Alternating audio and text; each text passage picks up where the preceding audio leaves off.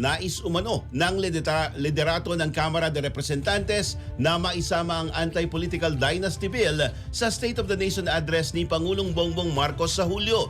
Ito ang sinabi ni House Committee on Suffrage and Electoral Reforms Chairperson at Lanao del Sur Representative Sia Alonto Adeong sa panayam sa Cebu nitong Huwebes, kung saan nagsagawa ng public consultation kaugnay ng panukala.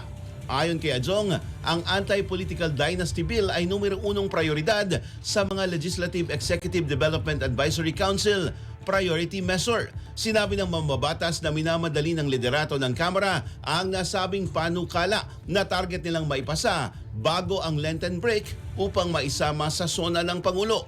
Ngayong Biyernes, magsasagawa naman ng public consultation ng House Suffrage Committee sa Cagayan de Oro.